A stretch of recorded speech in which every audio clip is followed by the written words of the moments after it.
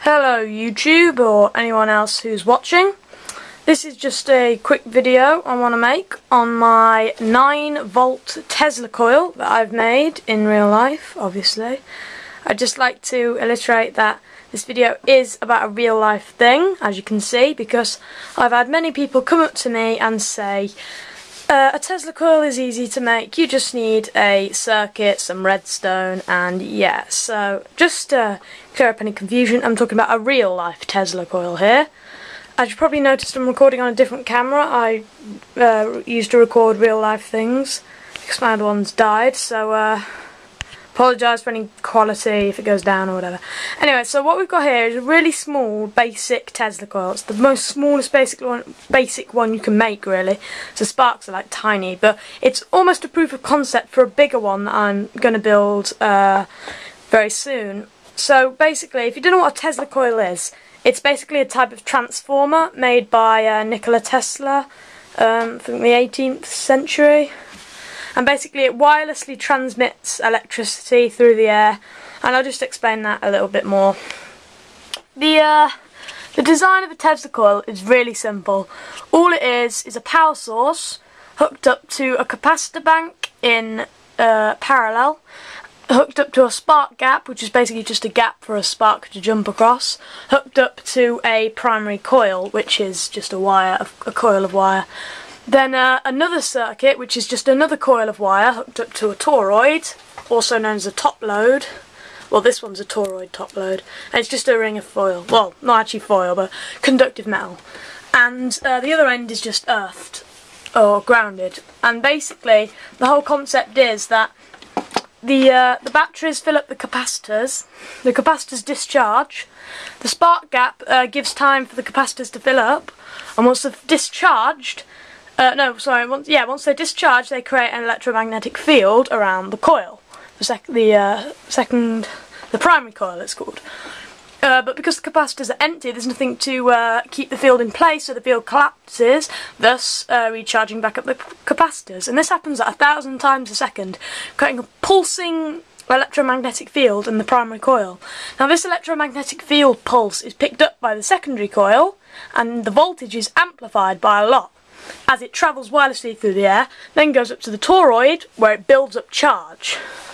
At that point, as there's nowhere else to go, it will quite literally discharge off into the air. Now this one doesn't have enough power to physically discharge into the air, so it needs the help of another wire coming near it, or another metallic grounded object to come near it. But more powerful ones, obviously you see sparks shooting out everywhere. So they also can be known as free energy devices. That hasn't been entirely refined yet, but basically the output ampage is more than the input ampage. Yeah, so just quickly show you. Inside the box there's the battery and the capacitor, which is just a fly swatter. I can show you how to make this on another video that I followed a tutorial on. Here is just a spark gap. It's just literally 2 pins really close together. Here's the primary coil, the secondary coil, just a magnet wire and metal toroid. The end of this coil, oh yeah, switch there for the circuit. The end of the coil is literally just grounded. This wire just goes to ground, basically, out my window. Yeah, and this wire, this will be to actually, because this one's already connected to the ground wire, you can put this near it, and it'll find the shortest way, and it'll, you know, basically create a spark. It's very, quite a simple design, really. It's the most basic Tesla coil you can make. The whole interesting point surrounding this is that the primary coil, where the power goes through, is not at all directly connected to the secondary coil. At the secondary coil there is more voltage than the primary coil, which is an interesting thing. And that's the cool thing about Tesla coils, because it's wireless electricity. If I had a more powerful one, I could put a light bulb near it and it would light up. I could show you that with my trusty multimeter here. I can literally just put these in midair and you'll pick up a signal from it, which is awesome. So if I just 0, obviously you'll get a bit of a... That's not a sensitive one. Doesn't even need to be that sensitive, it still picks it up. Well anyway, let's just have it. So I'll turn it on. You'll just see a pulsating spark here because that's the capacitor charging and discharging. Oh god. Right, it's done this before. Sorry about that. I don't know if you saw that. The screen just went weird. Yep, now it's doing it again. Apologise if the camera might mess up whilst the magnetic field is in play. But I'll just set this up ready and we can begin. Okay, so here we go. Hitting the on switch. As you can see, magnetic field, not magnetic, spark. And as you can see on our thing, every time there's a spark, it's creating a really small electromagnetic field, but a big one. And now it's going back down. So the spark gap's really messed up. I need to improve that a lot. But yeah, every time the spark, I don't know if you can hear that.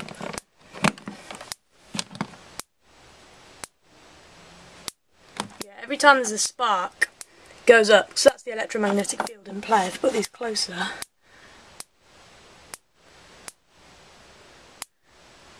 Yeah, this, yeah,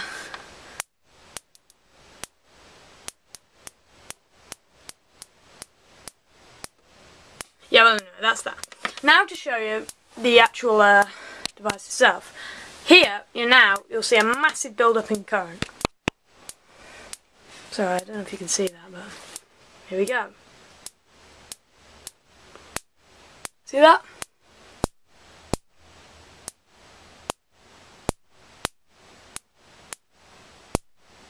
It's really small, but I've got it better than this. It's just really hard to show.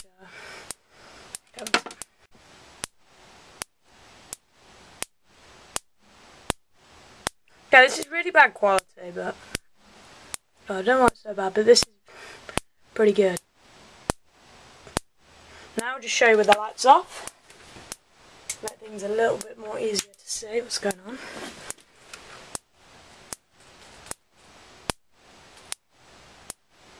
Okay, you actually can't see much. See the spark, but nothing else. And the reason why the sparks are not lasting long is because I can't really see what I'm doing, so yeah.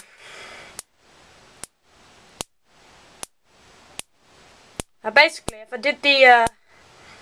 I improve the spark gap, these lightning pulses will come a lot quicker and a lot faster, a lot better, but the spark gap's playing up at the moment. So yeah, that's why. So we just got 14 on that, so just watch that.